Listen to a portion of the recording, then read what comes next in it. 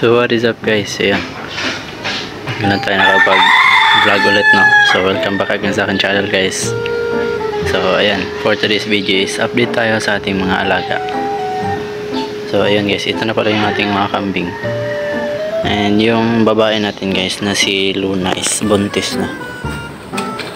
Ayan, bale yun nga, aksidente yung pagkaano niya, buntis kasi nga naipit siya dyan and ayun, kinastahan siya ng lalaki. Ito na si Loki guys. Hindi ko muna sila nilabas kasi nga umulan kanina, madaling araw. And ngayon naman guys is mainit na, pero ayun, makulimlim yung kalangitan, baka umulan din. So ayan, kinuhanan ko na lang sila ng ito, langka. Ayan guys, malaki na pala itong si Loki guys, oh. Sobrang bigat na rin yun guys.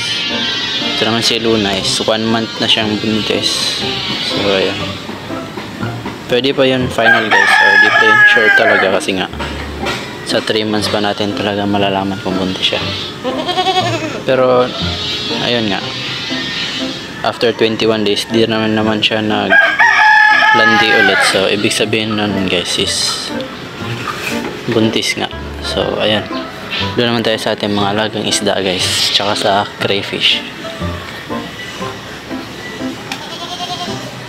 Dito guys, ito yung female natin na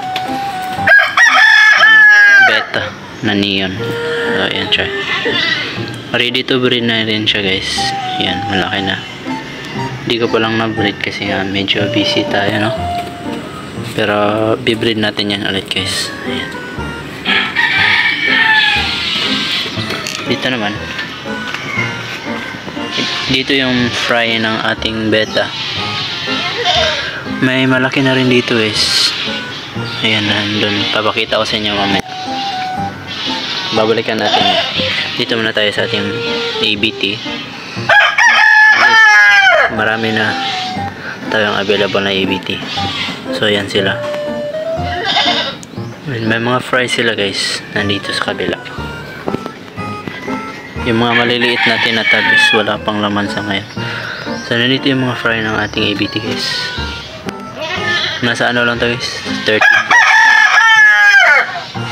Ayan, 30 plus. Malalaki na rin yan, 2 months. Yung iba naman is 1 month, or yeah, 1 month. Dito naman, ito update sa ating mga crayfish guys. Ayan, malalaki na sila guys. Ito na lang yung natira nating danyas pala guys, isa na lang. Yan yung mga gapi natin, mix na yan guys, mga chops. And ito yung male ng beta natin guys. Guys, nag-iba siya ng kulay. Ayun, papansin nyo, marami na siyang blue tsaka black. Nawala na yung pagka-green sa katawan niya, natabunan ng kulay. So lagyan natin ng salamin, try natin kung mag-flare. Hantayin na natin guys. Yan. So yan na yung kulay niya ngayon guys, neon na ano, hindi ko alam kung anong tawag dyan. May pula-pula na rin siya guys. And may ayan, solid na white. Yan. Comment kayo guys kung anong pwedeng ipangalan sa kanya. So yan siya guys, oh. Yan yung update sa ating beta. Medyo malabo guys, hindi yan sa tubig, sa ano lang yan guys, sa glass, sa aquarium, kasi nga hindi natin nalinisan guys. So ayan, tingnan natin yung fry niya guys. May isa kasing na malaki na. Ayan, tara, tingnan natin. Try ko hulihin guys. Saan ba yan? Ito lang guys, ah.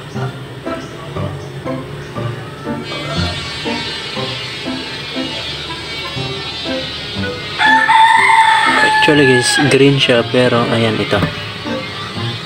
Ayan guys, malaki na.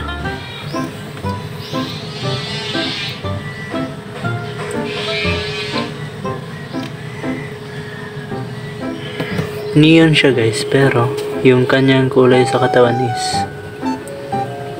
green na parang yung wild na beta, ganun yung kulay niya.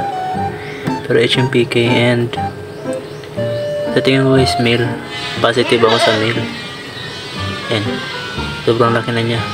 May mga maliliit pa naman yan, green, kaso nga lang guys, mahirap hanapin. So siya yung pinakamalaki sa kanya. So ayun guys, bali 3 months na sila. Yung iba nga lang is hindi masyadong kalakihan. So yan yung update sa ating backyard guys na. Again, salamat ulit sa panonood.